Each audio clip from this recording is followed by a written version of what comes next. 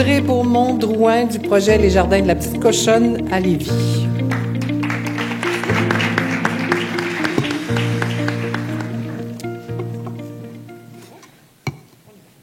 Alors bonjour, je suis contente d'être parmi vous aujourd'hui.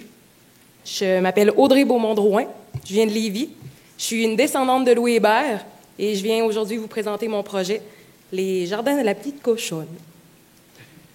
Donc, comme je l'ai dit, je viens de Lévis. Mon père est propriétaire d'une maternité porcine de 210 truies et j'ai étudié en gestion d'entreprise, de restauration et hôtelière. Et je termine actuellement mon DEC cette année en gestion d'entreprise agricole et ses technologies. Je travaille depuis 5 ans comme guide de chien de traîneau.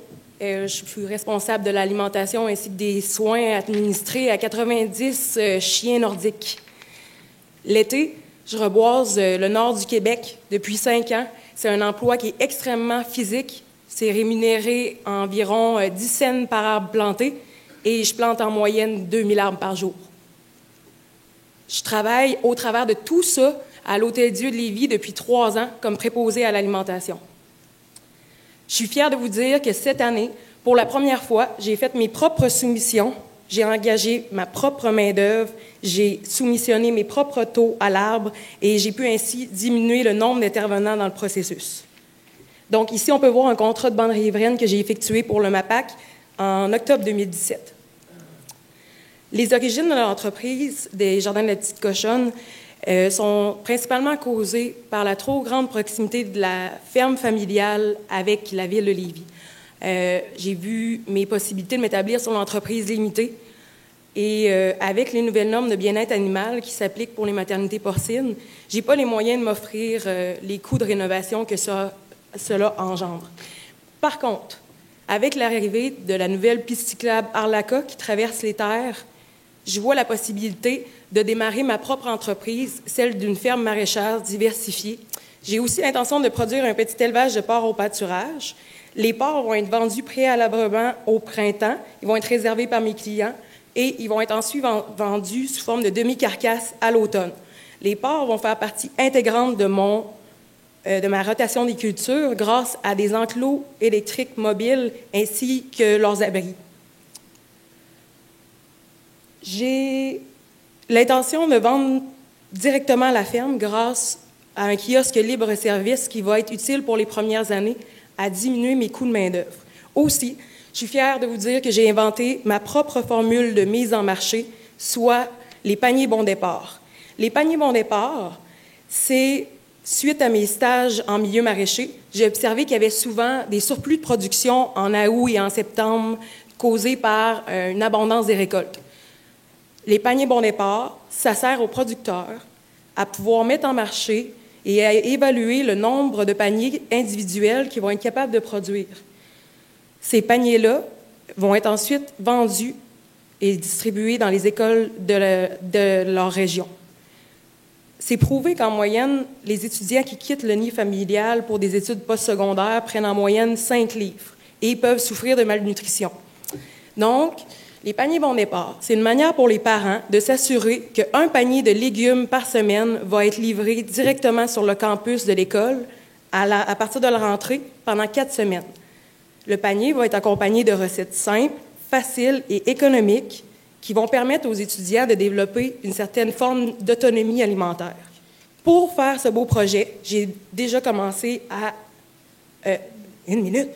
J'ai aménagé des engrais verts sur 2 hectares. Je me suis acheté un vibroculteur et je me suis également acheté une dérouleuse buteuse de paillis de plastique que je rentabilise en louant à forfait. C'est mes objectifs financiers.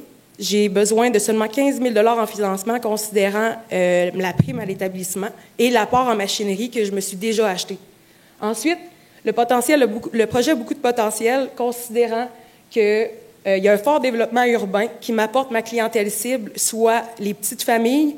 La piste cyclable m'apporte des sportifs, des retraités et je tiens à remercier la ville de Lévis qui me construit une belle passerelle qui passe directement par-dessus l'autoroute 20 et qui permet de relier les cyclistes citadins de la ville de Lévis directement à ma ferme. Je m'appelle Audrey Beaumont-Drouin. Mon entreprise, c'est les Jardins de la Petite Cochonne, puis je vous invite à aller visiter ma page Facebook. Merci. Répondez aux questions des juges. Je suis prête. On va te laisser prendre ta gorgée. Merci, Audrey. Alors, tu appliques sur un concours d'entrepreneurs. Peux-tu nous parler un peu de tes valeurs entrepreneuriales comme entrepreneur? Comme je l'ai mentionné dans mon plan d'affaires, mon objectif, c'est vraiment, avec les porcs au pâturage, c'est pas nécessairement de faire des profits. Oui, c'est de faire des profits. Avec les légumes, c'est environ, ça constitue 75 de mon plan d'affaires, les profits avec les légumes. Le reste, les porcs, c'est vraiment pour faire connaître l'animal à la ville de Lévis, à la population, parce que je trouve que c'est un animal qui mérite d'être connu. Puis, aussi, c'est les valeurs familiales, de pouvoir partager l'entreprise avec mes parents, mes futurs enfants, et aussi faire connaître l'alimentation puis les techniques de production aux jeunes enfants, à la future génération qui s'en vient. Bonjour Audrey. J'aimerais ça que tu nous glisses un mot à la fin, là, ta clientèle cible. Oui. Tu as parlé de jeunes familles, de retraités, mais somme toute, c'est une entreprise assez petite au début. Comment tu penses les attirer? J'ai l'intention de construire, à ma 3e année, j'ai prévu de l'argent dans mon budget pour construire un parc pour les enfants. Puis, il va y avoir un air de détente pour les parents. Ils vont pouvoir observer les enfants et voir les cochons dans les champs en même temps. Puis, le personnage de la petite cochonne est inspiré de Bonne Mine dans Astérix. C'est une femme qui n'a pas peur de se salir, de se relever les manches, puis elle n'a pas peur de dire ce qu'elle pense. Donc, c'est par ce personnage un peu farfelu que j'ai l'intention d'émerveiller l'esprit des enfants. Puis, en même temps, bien, les jeunes professionnels, puis les retraités, ils sont déjà là. Je n'ai pas besoin de les attirer. Ils sont là à tous les jours. Ils viennent se parquer dans le champ. Déjà là. Comment tu vas faire pour faire connaître à la clientèle, moi ou autres personnes, que tu existes? Comment tu vas faire pour nous rejoindre? Parce que les petites familles, les retraités, comment tu fais? Présentement, pour les jeunes, j'ai déjà une page Facebook qui a 100 likes. Ça fait 3 semaines que je l'ai démarrée. Puis, pour faire connaître l'entreprise, bien, je pense que le nom parle par lui-même. Les gens ont déjà facilement retenu le nom. Puis, pourquoi, tu penses? À cause de son caractère, à cause que ça fait parler. Moi, j'aimerais ça que tu nous parles des aspects distinctifs de ta production porcine. En quoi que tes produits sont différents de ce qui se retrouve sur le marché. Parce qu'il y a une production... Il y a une production au travers de ce que tu fais au niveau des porcs. J'aimerais ça que tu nous en parles. Oui, comme je l'ai dit, c'est un aspect j'ai un petit élevage, 12 porcs. Mes porcs, évidemment, la distinction, c'est qu'ils vont être nourris, oui, à base de grains pour combler leurs besoins, mais aussi par mes surplus de culture. Puis, j'ai l'intention de m'associer avec les marchands locaux pour bénéficier de toutes leurs pas toutes, mais une partie de leur surplus en épicerie, comme des citrouilles qui vont être vendues, qui vont être un peu pourries. Je vais les donner à mes cochons et ça va leur, ça va leur donner un bon goût, puisque j'ai goûté aux œufs et j'ai goûté à la viande en pâturage et c'est pas la même chose. C'est un projet qui est quand même assez modeste pour démarrer. Vous nous avez parlé que vous aviez 15 000 de financement requis, plus la prime à l'établissement. Ça, j'aimerais que vous me parliez aussi de... Est-ce que vous savez quand vous allez avoir votre prime, puis est-ce que vous l'avez estimé? Parce qu'il y a quand même parfois des délais qui sont quand même appréciables entre le moment où on l'espère puis le moment où elle arrive. Au niveau de la prime à l'établissement, moi, je compte pas là-dessus. Et la prime à l'établissement, j'espère l'avoir, mais je sais que c'est pas garanti. Puis, j'accumule, je l'ai un peu précisé dans mon plan d'affaires, mais j'accumule progressivement des matériaux. Je m'en vais beaucoup dans l'usager. Donc, c'est en ayant des aubaines comme ça que j'espère aller chercher le plus de matériel possible pour diminuer mon établissement. Aussi, je ne m'établis pas en 2018, je m'établis en 2019.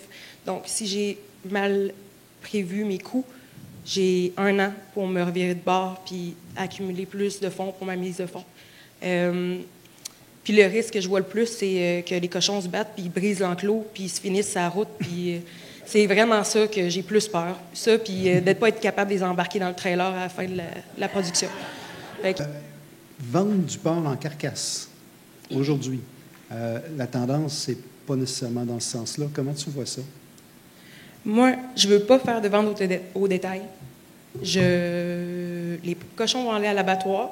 Les gens vont pouvoir choisir leur propre bouchée, choisir leur propre découpe, puis aller les chercher directement à la boucherie. Moi, je vends la carcasse. C'est eux qui s'arrangent avec le boucher ensuite.